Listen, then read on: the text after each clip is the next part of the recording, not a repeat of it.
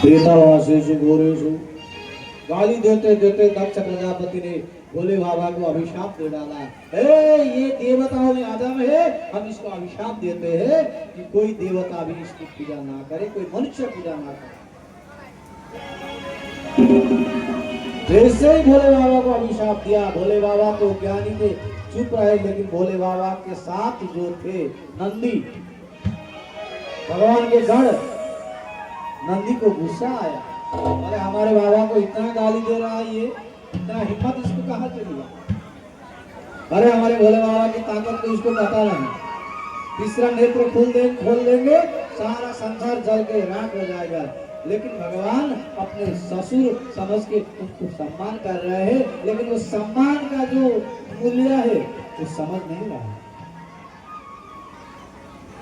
इसलिए नंदी ने कहा, नंदी खड़ा हुआ, भोले बाबा ने कहा, नंदी केश्वर जो थे वो खड़े हो गए और विज्ञायसापम गिरिशानुरग्रणीर नंदेश्वरो रोषकदूषयितः दक्षायसापम विससर्ज दारुणम ये चांदमोदस्तदवाच्यताम द्विजः।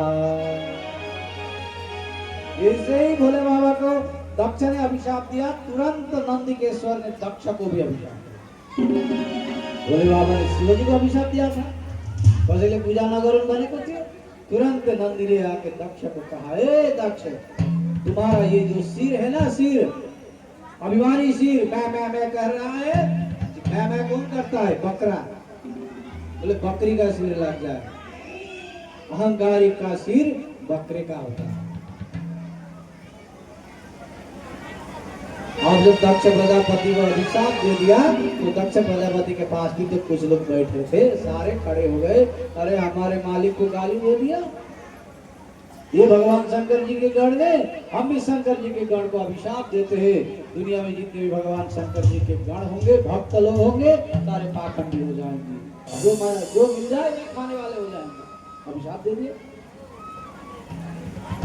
सबसे ज्यादा बुरा भगवान शंकर जी को यही लगा कि मेरे भक्तों के ऊपर अभिशाप मेरे कारण, इसलिए मुझे यहाँ से जाना उचित है, मैं यहाँ से निकल जाऊंगा। तुरंत अपने पास में जो शिव जी के गण थे, सभी गणों को साथ में लेके भगवान शंकर जी मुंह से एक बात भी नहीं बोले, तो तुरंत बाहर निकल गए। ये समझ के निकल गए कि शंकर जी ने कहा ये सारे झगड़े का जड़ तो मैं खुद हूँ। हम होते तो क्या कहते? बोले इस झगड़े का जड़ वो है, उसने झगड़ा किया, उसने झगड़ा किया, इसका कारण वो है। लेकिन भोले बाबा ने कहा, बोले सारे झगड़े का जड़ मैं हूँ, मैं यहाँ बैठा हूँ ना, इसलिए मेरे कारण ये झगड़ा हुआ है, मुझे खुद को निकल के जाना ही बेहतर है। तो बढ़िया है। भगवान शंकर जी चुपचाप वहां से निकल गए, मुंह से एक बात भी नहीं निकला। लेकिन दक्ष को जो अभिमान था, दक्ष ने भगवान कुछ ना बोले, इसके कारण भगवान शंकर जी को और अपमानित करने के लिए उसने और बड़ा आयोजन किया, बड़ा ट्रेनिंग किया उसने और परिकल्पना किया। बोले क्या किया? बोले इससे भी बड़ा यज्ञ का आयोजन करूंगा, सबको निमंत्रण दूंगा और शंकर जी को मैं बुलाऊंगा ही। नित्य कर दिया और सारे देवता को कहा आप लोग सब आ जाना, किधर से आना, समझ में आया? बोले जहाँ भोले बाबा शंकर जी रहते हैं ना, कैलाश के ऊपर से आओ। बोले क्यों? तभी तो शंकर जी को पता चलेगा कुछ हो रहा है, नहीं तो क्या पता। जिसके लिए हम यहाँ यज्ञ कर रहे हैं, जिसको नीचा दिखाने के लिए, यदि उसको पता ही ना चले तो इस यज्ञ का मतलब क्या रहा। इसलिए हम ये यज्ञ तो कर रहे हैं, उसको पता चलना भी जरूरी है। ये सारे देवताओं को कहा बृहस्पति सवम नाम सवारे वे क्रतुत्तमम। बृहस्पति नाम का जो बड़ा यज्ञ है, मैं उसको करने जा रहा हूँ, आप लोग सब आ जाओ। किधर से? कैलाश के ऊपर से। सारे देवता कैलाश के ऊपर से आने लगे, विमान में बैठ बैठ के उड़ उड़ के आने लगे। देखिए शिवजी तो नहीं थे वहां पे, शिवजी की पत्नी सती देवी भी तो थी। शिव और सती जब वहां बैठे थे, शिव जी को तो पता है कहाँ क्या हो रहा है, सती देवी को कुछ पता नहीं। सती देवी बाहर देख रही है, विमान जा रहे हैं हरिद्वार की ओर, बद्रीनाथ की ओर, हरिद्वार की ओर, उत्तराखंड की ओर। और ये कहाँ क्या हो रहा है? इधर तो हमारे मायका है, मेरे माइती घर है, और उधर के मालिक तो दक्ष प्रजापति हमारे पिताजी हैं। शायद हमारे पिताजी के वहां कुछ हो रहा होगा, हमें कुछ पता नहीं। विमान में जाते हुए बहन को बुलाया, बहन इधर आओ। एक बहन आई और सती देवी को कहा, बोले देवी तुम अभी भी यही हो? बोले क्यों? अरे तुम्हारे पिताजी के घर बहुत बड़ा यज्ञ हो रहा है और हम सब लोग वहीं जा रहे हैं। तुरंत चली गई वो, और सती देवी को लगा हमें भी जाना चाहिए।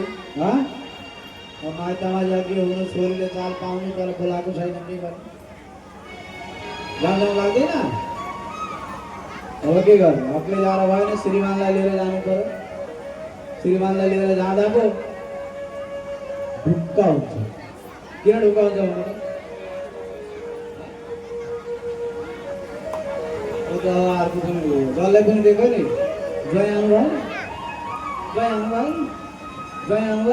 कतिलाई उत्तर दिएर बग्नु लिएर जा ढुक्काउ कसलाई भनेर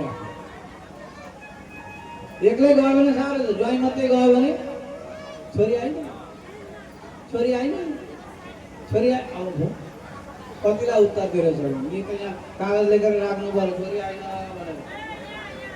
हाँ लिएर गएपछि ढुक्यो, श्रीमानलाई लिएर जाँदाखेरि बहुत सुविधा हुन्छ नि त, गाडी भाडा बाँच्यो, बेग बोकिदिए, केटाकेटी छ भने त्यो पनि काँधामा हालेर बोकिदिन्छन्, आफ्नो घन्टी बेग बोक्दै हिँड्दा भइहाल्यो।